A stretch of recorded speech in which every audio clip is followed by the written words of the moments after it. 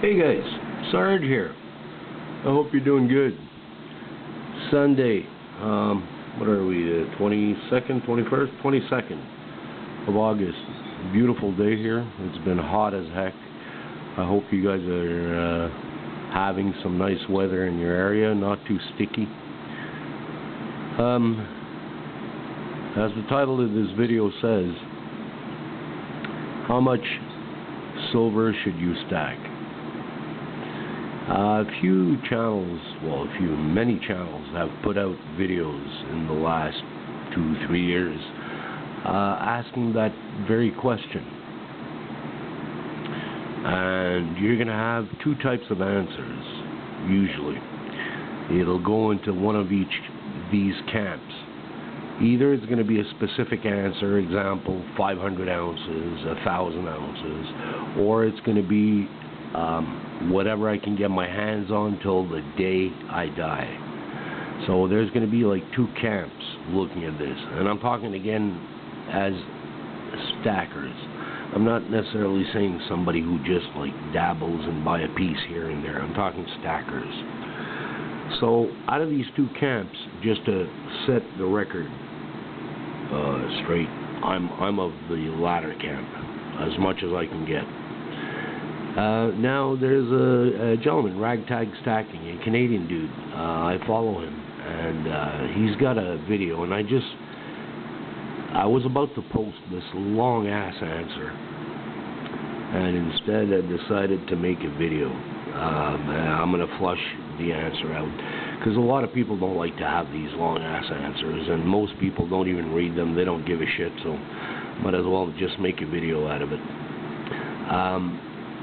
His video was about how much is too much silver, and a part of the answer is let's say 10,000 ounces is very heavy, it's cumbersome to move, and blah blah blah. I'm gonna ask preppers out there, is 300 pounds of ammo too much to own? Is 200 pounds of fire sticks too much to own? Are you really worried when you own all that? So, I don't agree with that. You gotta bug out, it's metal. Put it in a metal fucking can, bury it in the ground, bug out. You can come back later on and pick it back up. In any case, so the majority, there was a poll. I'm done stacking when I reach X amount of ounces, and 53% I think said over 2,000 ounces. So it shows you that those stackers really get the value of silver, and they really want to pad their butts on the other side because they understand how obscenely undervalued it is. So here was my answer to basically his video about, how much should you stack? And I said, with this shit show finally hits the wall, 500 ounces will do you very, very, very well. Above that is just pure gravy. Let's recap what's going on. Bitcoin, backed by nothing other than confidence, hit $63,000. That's FOMO. Why can't silver? Perth Ming is an effing mess. I call them Perth Ming because when they offered their client a Ming, a Chinese bar, instead of Perth Mint bar, yeah, Perth Ming. You don't deserve to be called Perth Mint anymore. They're an effing mess. See Rob Keynes and John Adams. You'll see the numbers don't add up. They're short. U.S. Mint is in default. By law, they have to supply the demand. They're not. They haven't. You can bury your head in the sand and say, no, they're not in default. They are. They're supposed to supply the demand, and they are not. Period. Default. The Green New Deal will only push demand upwards. Everything. Solar, medical, blah, blah, you name it. E-cars, bikes, scooters, skateboards. I mean, it's insane, the quantity of stuff that's going electric and that's going to require silver. Chip shortage. Silver shortage? Because sure as shit ain't silica shortage. We got sand all over the place. So they're not short chips because they can't get sand or they can't get the little metal pins to put in. My bet, silver shortage. Egon von Greyer's Matterhorn Asset Management is asking his clients, the 1%, are you 50% gold? What? Are his billionaire clients 50% gold? Think about it. These are billionaires. Why should they worry about being 50% gold? They got billions. Yeah, well, what if your billions are worth nothing? Then you got a billion bills of nothing. So they're going gold. He's asking, are you 50% gold? Think about it. Think about how much metals these guys are buying. And we're sitting here, yeah, the Kardashians, they did this, and she got a new dress. Bunch of morons.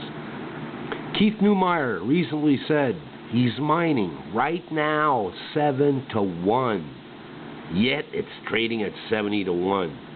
Something's got to give. So 3 old adages come to mind when reflecting on our present situation. Number 1, one can always ignore reality. However, one cannot ignore the consequences of ignoring reality. Ayn Rand. 2, first unobtainium, then unaffordium.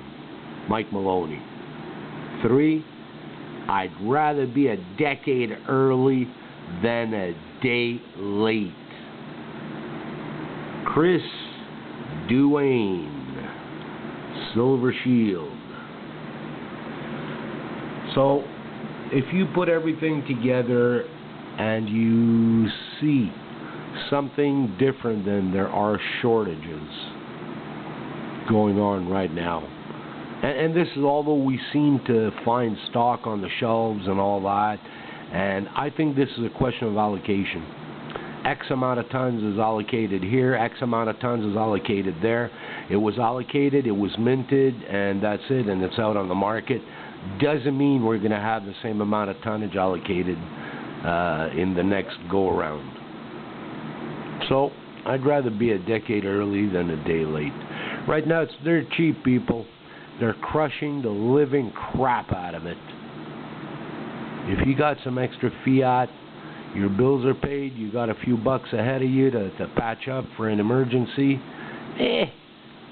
fuck McDonald's. How about you go get yourself an ounce of silver? You gotta remember, if silver was to go nuts, like Bitcoin did, and go to $63,000, even if it's for 2 weeks, think about it. You've got 10 ounces.